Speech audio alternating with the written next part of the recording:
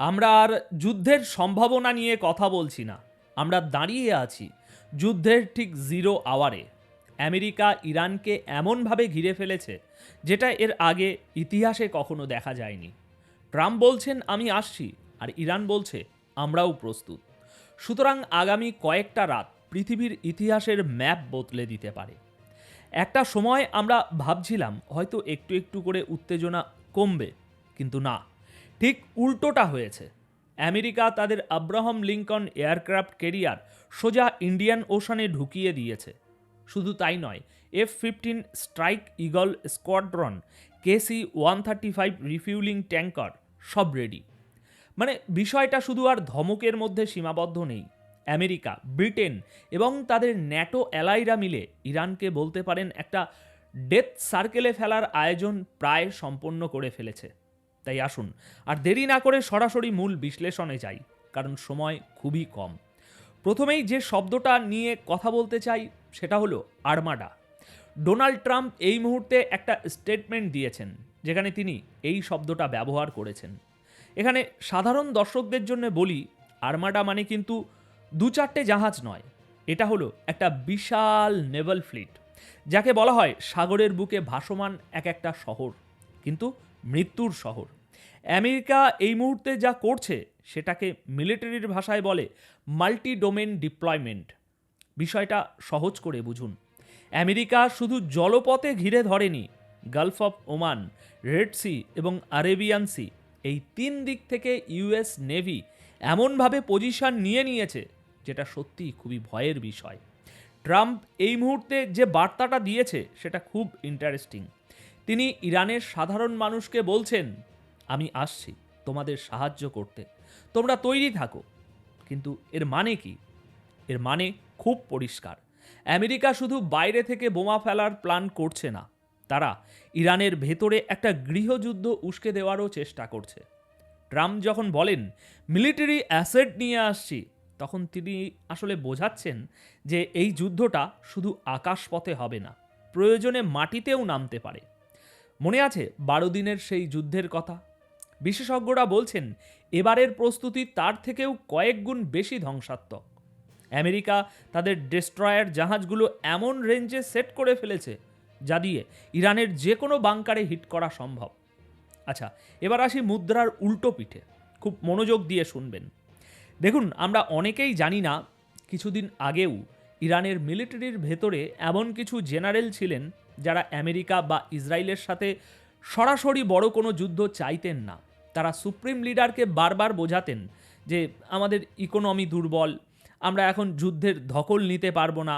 তারা ছিলেন কিছুটা ওই প্রোগ্রাম্যাটিক। কিন্তু ইসরায়েল কি করলো? ইসরায়েল একের পর এক টার্গেট কিলিং চালিয়ে সেই সব জেনারেলদের হত্যা করলো যারা যুদ্ধ আটকাচ্ছিলেন। এটা ছিল ইসরায়েলের স্ট্র্যাটেজিক ভুল নাকি ওভার কনফিডেন্স, সেটা তো সময়ই বলবে। কিন্তু এর ফলাফল হয়েছে ভয়াবহ। এখন ইরানের মিলিটারিতে যারা দায়িত্বে এসেছেন তারা হলেন কট্টরপন্থী। তাদের ফিলোসফি খুব সিম্পল, তোমরা আমাদের মারবে, আমরা তোমাদের দ্বিগুণ জোরে মারব। এরা মনে করছেন আমেরিকা বা ইসরায়েলকে যদি এখনই শিক্ষা না দেওয়া হয় তবে তারা ইরানের অস্তিত্বই মুছে দেবে। তাদের কাছে এখন ডু অর ডাই সিচুয়েশন।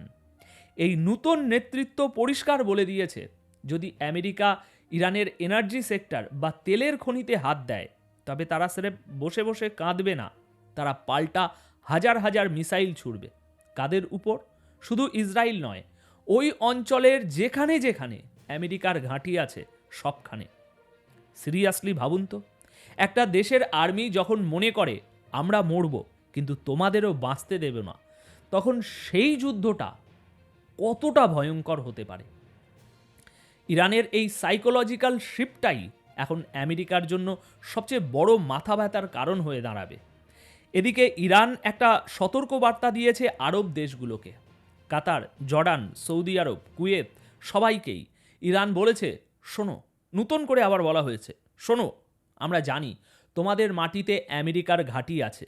যদি সেই ঘাঁটি থেকে একটাও আমেরিকান যুদ্ধবিমান ওড়ে আমাদের মারার জন্য, তবে আমরা ওই বিমানকে তো মারবই, সাথে তোমাদের দেশের তেলের খনি আর রিফাইনারিও উড়িয়ে দেব। তাহলে চিন্তা করতে পারছেন পরিস্থিতিটা। কাতার, আমেরিকা ও ইরান দুই পক্ষের সাথেই হাত মিলিয়ে চলার চেষ্টা করছিল, কিন্তু এখন আমেরিকা কাতারকে চাপ দিচ্ছে ঘাঁটি ব্যবহার করার জন্য। আমেরিকা বলছে তোমরা না করলেও আমরা করব, কারণ আমরা আমেরিকা। জর্ডানে অলরেডি আমেরিকান সৈন্য মোতায়েন শুরু হয়ে গেছে। ব্রিটেনও চুপিসারে তাদের ফোর্স কাতারে পাঠিয়েছে। মানে ন্যাটো এবং ইউরোপও আস্তে আস্তে এই আগুনের কুণ্ডুলিতে পা দিচ্ছে। ট্রাম্প তো আরও এক কাঠি সরেস। তিনি ন্যাটোকে বলছেন, যখন আমার উপরে হামলা হবে তোমাদেরও কিন্তু আমাদের হয়ে লড়তে হবে। যদিও ন্যাটো সরাসরি আসবে কিনা সন্দেহ আছে, কারণ এটা মূলত ইসরায়েলের যুদ্ধ। কিন্তু আমেরিকা চাইছে কাতার বা আরব দেশগুলোর ইনফ্রাস্ট্রাকচার যদি ইরানের হামলায় ধ্বংস হয়, তবে অটোমেটিক্যালি ওই দেশগুলো আমেরিকার পক্ষে যুদ্ধে নামতে বাধ্য হবে। এটা হলো আমেরিকার সেই পুরনো ডিভাইডেড অ্যান্ড রুল পলিসির একটা মডার্ন ভার্সান। তারা চাইছে যুদ্ধটা শুধু আমেরিকা বনাম ইরান না হোক, এটা হয়ে যাক আরব বনাম ইরান। এতে আমেরিকার রক্তের দাম কমবে আর অস্ত্র বিক্রি বাড়বে। এদিকে যুদ্ধের ময়দানে মিসাইল আর বোমার বাইরেও একটা অদৃশ্য যুদ্ধ চলছে, সেটা হলো সাইবার ওয়ার। আপনারা কি জানেন ইসরায়েল বা আমেরিকা কেন এত সহজে ইরানে হামলা করতে পারছে না? কারণটা হলো টেকনোলজি। একটা সময় ছিল যখন আমেরিকার এক ক্লিকে ইরানের ইন্টারনেট বন্ধ হয়ে যেত, কিন্তু এখন সিনারিও পাল্টেছে। এটা এখন ওপেন সিক্রেট যে চীন এবং রাশিয়া ইরানকে এমন কিছু হাইটেক সাইবার ডিফেন্স সিস্টেম দিয়েছে যা স্টারলিংকের মতো টেকনোলজিকেও জ্যাম করতে পারে। চীনের হাতে এই টেকনোলজি আছে, রাশিয়ারও আছে। আর তারা যে ইরানকে তলে তলে সাহায্য করছে না, এটা ভাবা বোকামি। কারণ আমেরিকা ব্যস্ত থাকলে চীন এবং রাশিয়ার লাভ। তাই এই যুদ্ধটা শুধু বর্ডারে লড়া হবে না, এটা লড়া হবে সার্ভার রুমে, ডার্ক ওয়েবে। এখন সবশেষে একটা কথাই বলবো, পরিস্থিতি এখন হাতের বাইরে। ইসরায়েলি আর্মি চিফ F-35 বেসে গিয়ে পাইলটদের প্রস্তুত থাকতে বলে আসছেন। ব্লিনিয়াররা প্রাইভেট জেটে করে দেশ ছাড়ছেন। আমেরিকা তাদের ইতিহাসের অন্যতম বড় নৌবহর সাজিয়ে বসে আছে। সময় খুবই কম। আজ থেকে প্রতিটা রাত, প্রতিটা ঘন্টা মিডল ইস্টের জন্য এবং পরোক্ষভাবে আমাদের জন্য অত্যন্ত ক্রিটিক্যাল। আমেরিকা হয়তো ভাবছে তারা সহজেই জিতবে, কিন্তু ইরান যে সুসাইড ভেস্ট পরে বসে আছে, সেটা ফাটলে ক্ষতি কিন্তু একপাক্ষিক হবে না।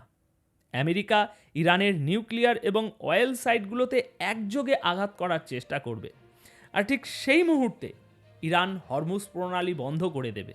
আর যদি সেটা হয়, তবে বিশ্ব দেখবে এমন এক জ্বালানি সংকট যা গত 50 বছরে দেখা যায়নি। তাই প্রস্তুত থাকুন, কারণ ঝড় আসছে। ভালো থাকবেন, দেখা হচ্ছে পরের প্রতিবেদনে। ধন্যবাদ আপনাদের সকলকে।